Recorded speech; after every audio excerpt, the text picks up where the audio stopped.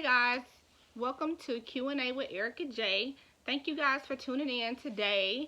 I just want to start off by saying thank you all so much for all of your support, all of your prayers, your words of encouragement. This journey for me has been a long road for those of you that have been following me since the beginning. I started my journey August 27, 2019. I got an extended tummy tuck and muscle repair. I personally call it the plus size tummy tuck because to me, you know, us bigger ladies, we have to get an extended tummy tuck.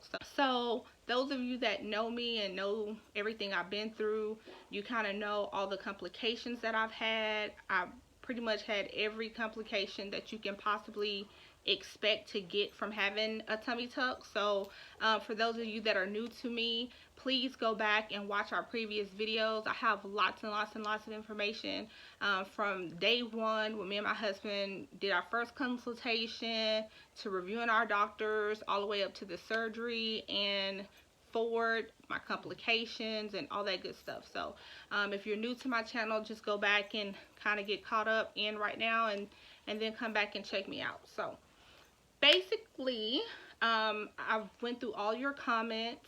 I'm on Facebook and a lot of different plastic surgery groups. I'm in plus size plastics. I'm in plastic surgery before and after. So I get a lot of people asking me questions from Facebook. I get a lot of people asking me questions on YouTube, and I recently started an Instagram so that I can get, you know, more information out to other people like me that are interested in having a plus size tummy tuck. So I'm going to go down the list. I made a list, so we'll go down the list to go over all the questions. Number one, who was your doctor? So my doctor was Dr. Michael Gray in West Bloomfield, Michigan. It's right in the suburbs of Detroit, Michigan. So that's the doctor I had. A lot of you guys asked me what hotel I stayed at. My husband and I, we stayed at the Hawthorne Suites by Wyndham. I'll definitely put, I booked through booking.com, so I'll definitely put that link in there, and I'll put a picture here of how it looks. The reason I picked that hotel is a couple of things. It had a chair in a room because you know, doing research, you know, you hear people say, oh, when you have a tummy tuck, you can't lay in the bed, you have to sit in a recliner. I know traveling out of, from Houston to Detroit, I wasn't going to have a recliner with me, so I just figured I needed a room with a chair. My husband and I were going to be staying there. We stayed there, I think, 8 or 9 days. So we wanted a hotel that had a full refrigerator, stove, microwave, everything, so that we can be as comfortable as possible. And when I looked at the pictures online for the hotel, it looked really nice. It had stainless steel appliances and everything. I will honestly say, when we pulled up to the hotel, the outside did not match the inside. The complex is going under renovation, so they were doing a lot of construction. But my stay there was good. I didn't have any complications. I didn't have any issues with the room. Everything was fine. We got a handicap accessible room so that I can have a walk-in shower with grab bars. Let me tell you, grab bars are needed when you're especially after you have surgery, when you're standing there and trying to use the restroom and stuff like that. It's just really good to have something to hold on to. So would I stay at the hotel again? I mean, I didn't have a problem with it. It really, like I said, the outside didn't match the inside, but the inside is where I was, so you know, it was fine for me. And plus the price was really well. You know, it was probably like 15 minutes from Dr. Gray's office. I think when we called Ubers back and forth, maybe the Uber one way was like $11 or $12 one way. So, I mean, you know, that's where I stayed. So, next, pre and post-op labs. So, every doctor is different. I tell everybody, make sure you consult with your plastic surgeon. Number one, because every doctor does things different. Number two, every person's body is different. No two people are the same. Okay, so with that being said, pre-op labs. Dr. Gray didn't require me to get any pre-op labs. However, I don't know if that's for everybody. I just know that was my situation.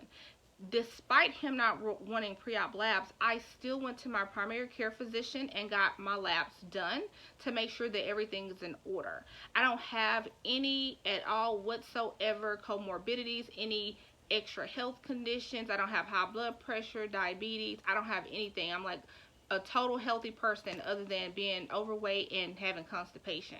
That's my thing. So, but I still went to my PCP and just made sure everything was on the up and up. And I suggest that you guys do too, if you go. Now, I know a big thing in the plastic surgery community is your hemoglobin and hematocrit, H&H, or your hemo, as they call it. With a tummy tuck, you don't lose as much blood as you do with lipo. So if you're getting any form of liposuction or massive liposuction like 360 lipo, BBL, or anything like that, you have to know what your hemo is, because you don't want to bleed out, you know, and die. So, but with the tummy tuck, I mean, I know it's possible, but it's not as high of a risk as it is with liposuction. So, how did I sleep? So, again, we picked a hotel with the chair. I slept in a chair the whole entire time I was there. When I got home, I have a recliner here at home, but it didn't work for me. So I continued to sleep in a chair even when I got home. So that's how it was for me. One reason is Dr. Gray, we're plus size ladies, we're big girls, and he pulls us tight. So he's basically pulling the skin that's above your belly button all the way down, because his incision is low. So he's going to pull you all the way down to your pubic area. Now, some doctors do a higher cut and you won't be pulled so tight. So that's, you know, but most people want a low cut because you're not going to see it, you know, with your underwears on and all that good stuff. So you have to just pick what's best for you. But Dr. Gray does pull you very tight. And so I was just like this, like the whole time, you know. So I was kind of, you know, angled all the time or sitting up. So next question, pain meds. So I'll just review all medications at this point because I have some questions about blood thinners and things like that. So prior to surgery, Dr. Gray's office mailed me scripts for my antibiotics. I had to start aspirin a week before. Sent me Zofran for nausea and vomiting. Antibiotics. The Percocet, he orders Percocet for you, but they won't give you the prescription for Percocet at home. And so the day that I went in for my pre-op exam, that's when I got my prescription for Percocet. They referred us to different pharmacies that we can use. I know the one that they sent us to, it didn't accept my insurance, so I just ended up going to a CVS or Walgreens there because it accepted my insurance. So I was able to get my Percocet, and he also orders a muscle relaxer. And so basically muscle relaxer, narcotic, nausea medicine, aspirin, and I can't really remember what else, but that's pretty much it. And for me, when I first had surgery, I was taking a lot of pain medicine. I was taking 2 Percocets every 4 hours. So if that kind of lets you know where I was with my pain. I know he had given me a script for so many tabs. I had surgery on Tuesday, but by the end of the week, by Friday, I was already about to run out. So we had to get a refill and go get that taken care of before the weekend hit, so I can make sure I have enough medication when I got home. And he didn't have a problem with that or anything like that. It was just, I was in pain, you know. Next. Is my wound completely healed? Yes, my wound is completely healed. For those of you that are new to me, again, he pulled you really tight. So basically, I feel like the plane ride home and the car ride home and all the twists and turns, it really, you know, disrupted my wound. When I got home, that Monday, my wound was intact. Everything was still good. But by Tuesday morning, it did. My leg fell on the floor. The wound opened up. Please go back and watch those other videos. It was very small, but because of my other complications and going to the hospital, something very small got really big really fast. But I had surgery August 27th. My wound did not heal until literally New Year's. New Year's, January 1st. So basically my wound is healed. Thankful to God that I don't have to go through wound care anymore because she was coming 3 times a week. So next thing, my height, my weight, my stats. So I'm 5'3". My scale here at the house was saying like 235, is what my scale was saying when I was here at home. But the day of surgery on Dr. Gray's scale, it said I was 243. So, I mean, every scale is different. Maybe, I don't know. I don't know. So that was my actual weight at the time of surgery. Right now, my weight is fluctuating between 209 and 215. A lot of it is fluid. A lot of it's swelling. Depending on what I eat, I will swell crazy. If it's any salt in it at all, what am I doing to maintain my weight right now? I'm actually wanting to start losing weight. I just recently started to put a little extra effort into weight loss. So, with that being said, after I had my tummy tuck, I was in a hospital for 16 days. During the time I was in the hospital, I really wasn't eating a lot. Dr. Gray will tell you that he's going to pull you tight, kind of like a weight loss surgery. So your stomach is so small, you can only eat small portions. You're going to get full really fast. So every time I did eat, I was getting full fast. So that's probably the reason that I lost so much weight, you know, because I couldn't eat, you know, and then I was in a hospital. Everything is super healthy in the hospital. And then when I got home, I kind of, you know, maintained it as well. My weight sometimes won't fluctuate on the scale, but my swelling in my stomach will fluctuate, you know. Sometimes my stomach will look really, really huge, and then other times it won't, you know, and sometimes the scale does move. So that's pretty much it. So as far as like, it's 6 months post-op now. For this first 6 months, I haven't did any significant dieting. I have pretty much eaten what I wanted to eat, but I just don't eat large portions. I can eat way bigger portions now than I could when I first got out the hospital. So my stomach is expanding. My biggest fear is gaining weight. For any of you guys that remember me, I'll put that picture right there. How large I was. I don't want to go back there. So what am I doing now? So I am trying to lose 25 pounds, and I'm going to take you guys on this journey with me. I started out with intermittent fasting. I've played with it a little bit, probably for a week, and then I stopped or whatever. So I've been playing with intermittent fasting.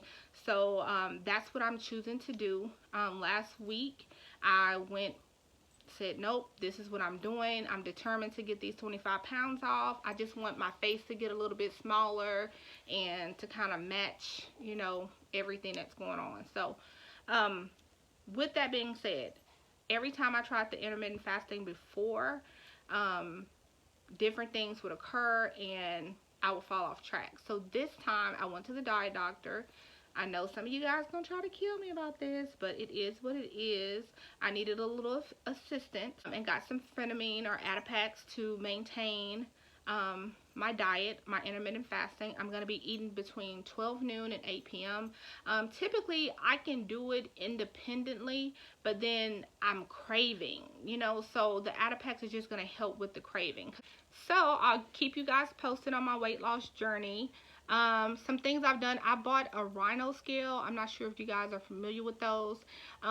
It's a scale, you can get it on Amazon for $25. It's an app that goes directly to your phone, so when you step on the scale, it just Bluetooths your weight into the app, and it keeps up with your BMI and your weight and your fat. It's just like a lot of information it gives you.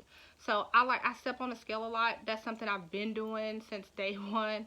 Probably not a good idea for everybody because the scale will make you crazy. But it's just a habit I've built. I keep telling everybody about my back fat. People don't think I have it, and that's because I work really, really hard to pose and use angles so you won't see my back fat. It has went down since before the surgery, you know, but that is definitely something that I struggle with. Because the front of me, like if I'm standing straight forward and taking a picture, the front of me will look bomb, even with my waist trainer on. But from the back, if I have my waist trainer on, it kind of makes that bubble at the top for your fat, kind of bubbles over up at the top. or if I put on a bra and panty set and walking around the house or what have you, trying to be sexy for my husband. When I look in the mirror, take pictures of my back, I see loop, loop, loop, all these rolls. So I want the back fat to go. I'm looking at a tummy tuck revision or lipo 360. So basically, I knew I wanted to do lipo 360 from the beginning. I know a lot of people ask, why didn't you get lipo from the beginning?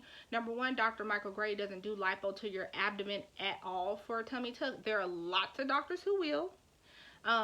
You have to do what's best for you, and we'll get on that later. No lipo to the abdomen. So I could have got lipo to my back and my sides. However, and my stomach was so big. I don't know if you guys remember. I'll put another picture just to remind you. My stomach was so big. I was like, I didn't think it was going to be as flat as it is. So I was like, what's the point of getting lipo to my back and sides when I'm going to need it to my abdomen? I just want to see how to look first and just get all the lipo at one time, which was always my goal to do, but having complications and the fat necrosis, that kind of altered things. So with that being said, I've went on some online consultations. I haven't went into any doctors other than my plastic surgeon here that helped me out, Dr. Peterson. He's off of 1960 Red Oak. Amazing doctor. He's the only person that wanted to touch me when I was sick, and he stuck it out with me. So he's the only person I saw him. My last visit with him was like in December. I haven't been back to see him. I'm pretty much done. Once my wound healed, I didn't have to go back anymore. And so he offered to do lipo 360, and he says that my fat necrosis can be lipoed down.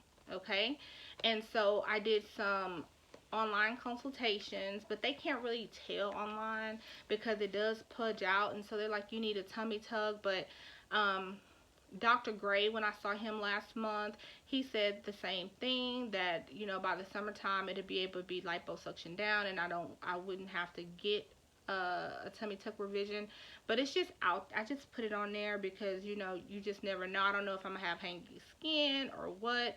Hopefully if I lose these 20 pounds, I won't need a revision. I can just get my lipo 360 and I'll be completely fine, happy, moving on. So what's next?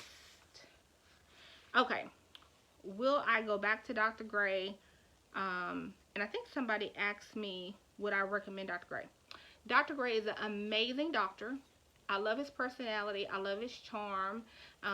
He is super smart. Him and his office are very kind and compassionate. When I had my surgery, when I was in a hospital, and even when I had my belly button revision, they always call, they always check up on me, make sure I send pictures, and that's one thing I can't take away from them because they do care, right? So, next, Dr. Gray could possibly do my lipo 360.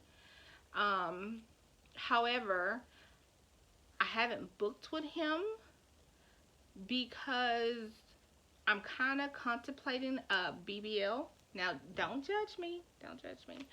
I'm kind of contemplating a BBL because I had a nice round butt before my tummy tuck, and so now it's kind of like boxy, and so I don't want to add butt to me. I just want my butt to be shaped and make it round again. So I haven't decided. Don't tell nobody, because I know how people are. You know, you want to get a fake butt. No, it's not even that. I just want my nice round bubble butt that I had before losing weight. Everybody's different. When I lose weight, my boobs are still here. It seems like my boobs get bigger. I know so many women that say when they lose weight, they lose their boobies. No. Every time I look at these videos, I'm like, damn, my titties look big. But, you know, boobies still here, butt's gone. When I gain weight, it goes to my stomach and my back fat. When I lose weight, I lose my booty. So, I don't have no control over that. So, that's the only reason I hadn't necessarily booked with Dr. Gray, because I know Dr. Gray could probably do some good lipo. I feel like he can especially manage this fat necrosis and all that. But if I do decide to get a BBL, I'm not letting him touch my booty. I'll go to the professional booty people for that. Now, I would let Dr. Gray do a breast lift because I've seen his work. I see that he does, good breasts.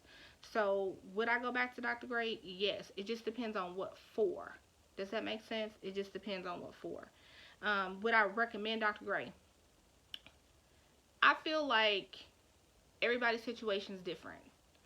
Um, I had a really large belly, high BMI. No, the lowest quote I got was $11,000 to get a tummy tuck with lipo to the abdomen and sides. And the people who were giving me quotes here in Houston, because one girl said, why not stay in Houston, because we have some of the best doctors in Houston. Why go to Detroit or anywhere else? Well, I don't know your experiences, and maybe you can help me out, because we're all in this together.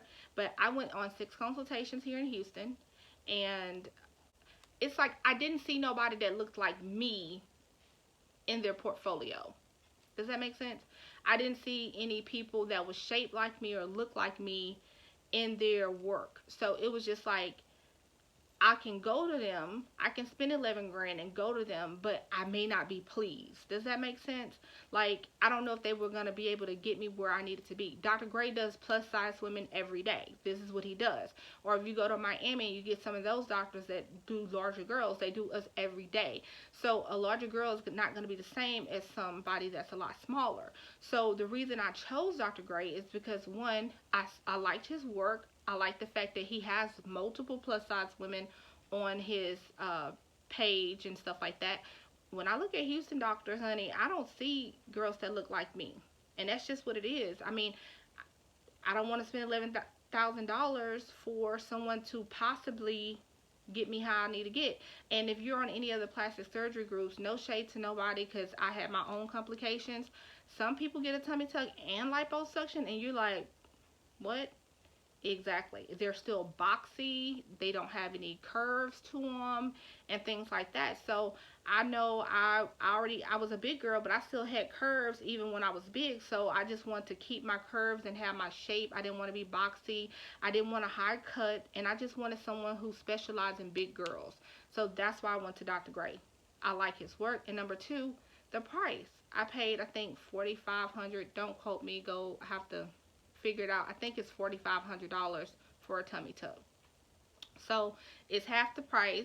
And in my head, hey, I spent $4,500. If it don't work out, I can always just do another one, and I'm still spending less than what I would have spent here in Houston on one doctor. Dr. Peterson, I went and got a quote from him for Lipo 360 because he wants to work on my tummy and do my tummy, my back, and my sides for the Lipo 360. $8 grand. Actually, probably a little bit over $8 grand. His fee is just $4,500, but the hospital and anesthesia fee here in Texas is ridiculous. So $8 grand just for lipo.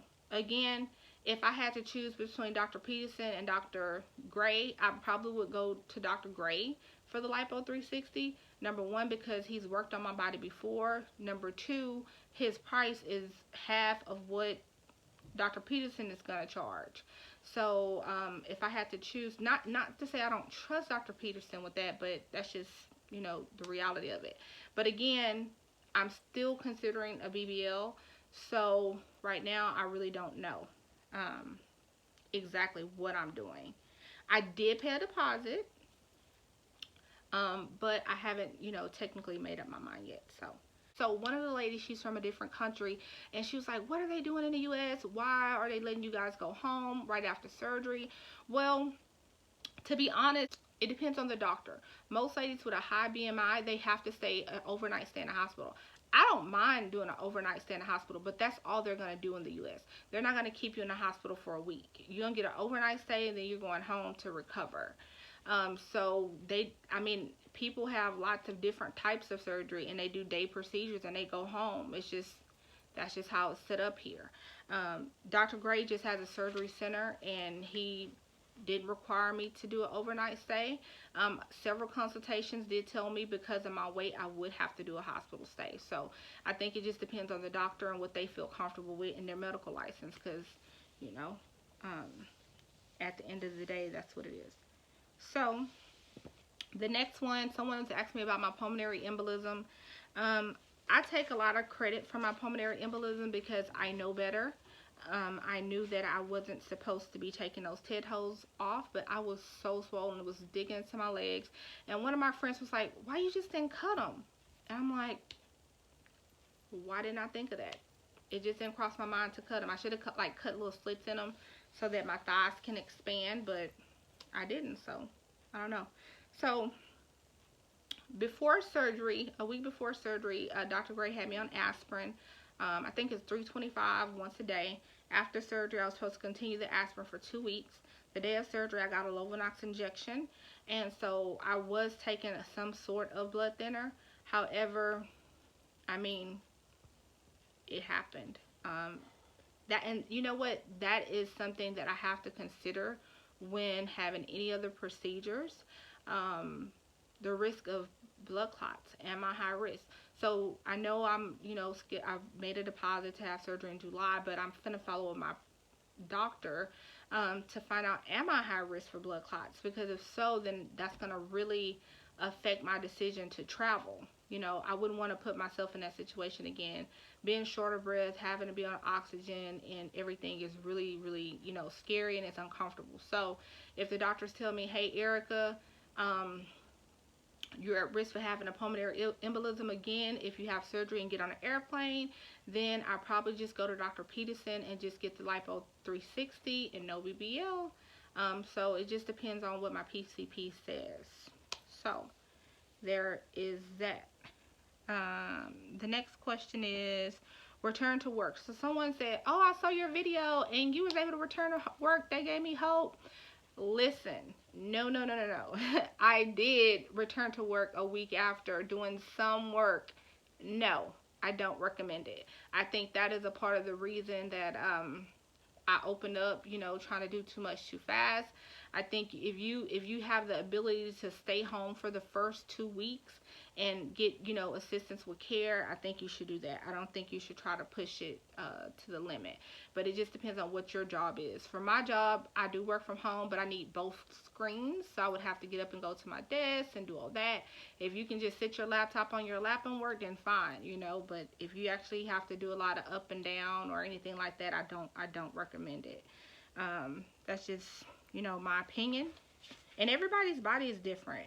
I went from Percocet every 4 hours for the first probably week to every 6 hours to Percocet. So the next one, shower. Someone's like, oh my God, you're not supposed to shower right after a tummy tuck. You have to follow your doctor's instructions. Every doctor is different. Follow your doctor's instructions. That's all I can say. Dr. Gray's post-op instructions is for you to take a shower daily afterwards with antibacterial soap. That's what his recommendations were. That's all I can tell you. I feel like the first day I didn't take a shower. I think I didn't take a shower till day 2 or 3 to get in the shower, and it was just so uncomfortable. I was in a lot of pain and everything. And so I think the reason that he wants you to take a shower is to kind of use antibacterial soap to cut down on infection at the drain sites. I don't know. You have to ask him why he wants you to take a shower daily. But I still trust Dr. Gray. I don't have any issues with him as far as that go. C-section scar. Somebody said that they had, a C-section. I have a set of twins, so they're 15. So I had a C-section scar. The way Dr. Gray does his tummy tuck, he cuts that off. It's gone. So I don't have a C-section scar. I only have 1 scar. I know some ladies end up with 2 because they have the C-section scar really low, and then the doctor they go to go kind of high, and they end up with 2 scars. I don't have 2 scars. I have 1. So that's just something for you to take in consideration when you choose a doctor. Instagram. Oh, again, I could have put that at the end, but you guys can follow me on Instagram. That way I can do some lives, some questions and answers, and you can kind of keep up with my process of my weight loss, and if I get a BBL, or if I'm going to get the Lipo 360, what my doctor said about the pulmonary embolism and all that good stuff. And I'll be posting a follow-up video on here. It's just, I know a lot of these videos are time consuming, so I already talked about Detroit versus Houston, not being able to see like girls looking like me, and with the Houston doctors. Insurance, I do have health insurance. My health insurance paid for my prescriptions. Um, they cover my hospital stay. Um, I don't know what else you guys want to know about health insurance, but that's pretty much it. I want to say something else, to the effect of, would I recommend Dr. Gray to you ladies? Um, Basically, every person's situation is different. If you have the money and you can afford to go to a doctor that can do your tummy tuck and lipo at the same time, if you can get lipo 360 and a tummy tuck at the same time, I would definitely recommend it, in my opinion. Um, if you find a doctor that's willing to do a plus size person and do all of that at the same time, I would definitely recommend doing that. And you like his work and you're comfortable with it. But if you can't find a doctor that can do it, or if it's not in your budget, then I definitely recommend Dr. Gray. But mind you, beware, he will pull you tight. You can't go to Dr. Gray and think you're gonna be going to work in 2 weeks. That's not gonna happen. Because we are plus size, we have a lot of abdominal fat. And when he just pulls that fat down and he sutures it up, the fat's still in there, and that is the reason I got fat necrosis. I had, my belly was so big. It was nothing that the doctor did wrong. It's just one of those things that happen. So we have risks when you're larger, so that's just something for you to take in consideration. um, I don't blame him for any of my complications that I had. I think everything happened for a reason. It was a learning experience. um, and that's pretty much it. So it just depends on what your money can buy. If you can afford to get lipo 360 in your tummy tuck, because that's the thing. A lot of us think, oh, we're gonna go get a tummy tuck, and y'all don't realize that back fat be serious. Like, you'll go get your tummy tuck done and you'll be flat in the front, even with the liposuction to the sides and the stomach and a tummy tuck, and then your back will just be really, you'll look like you pregnant from the back. So that's just my opinion. Hey, it is what it is. So, lastly, am I happy with my results? Yes, I am happy with my results.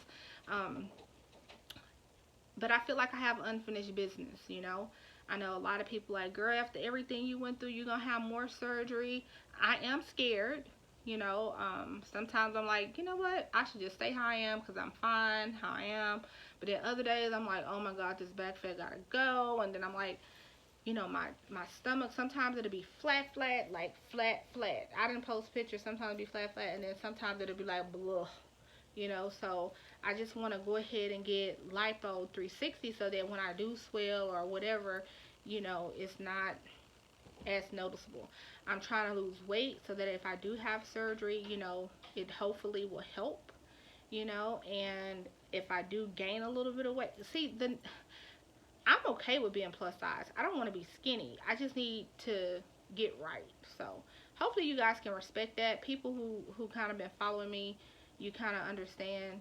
I'm not doing this for a man. My husband loved me the way I am. We've been together 2 years, I think. So he was with me when I was young, slim, thick, and fine. And he was with me the other way. So I'm not doing surgery for him. My daughter's graduating from high school this year. She's 18. I have a 17-year-old son. I have 15-year-old twins. I've been a devout mother and wife. And so now it's about me. So the next journey I'll have, again, trying to get off 20 pounds so I can have surgery over the summer. I want to get braces so I can get my teeth fixed at the bottom. They're not real bad, but that's just something that always bothered me. I used to have really straight teeth when I was younger. And I had my wisdom teeth out and they kind of shifted. So I'm just going to be doing on some real self-care stuff. So y'all stay tuned. It's just going to be about me. It's been about my family, my husband, my kids all this time, and now I'm going to be a little selfish, and I just want to take care of myself. I want to look good for me. I want to look in the mirror and be like, damn, you look good. So it's just about me loving me. So again, thank you guys for watching. Like, comment, and subscribe. hit that post notification bell so you can get videos when I upload them. Sometimes I may sit on footage and just load it all up at one time. So sorry about that. I know people have been having these questions, and you know it's my 6-month post-op. So if you have any more questions, please feel free to hit me up on Instagram, Facebook. It's the one and only Erica J on both. Or if I see you in one of the groups, you can always say hi. I don't mind, you know, helping anybody out. And I'm always asking for information and getting information from other ladies that's going through surgery too. I don't know everything. I just only know my personal experience. So with that being said, thank you, thank you, thank you for watching. You guys have a blessed day. So, bye.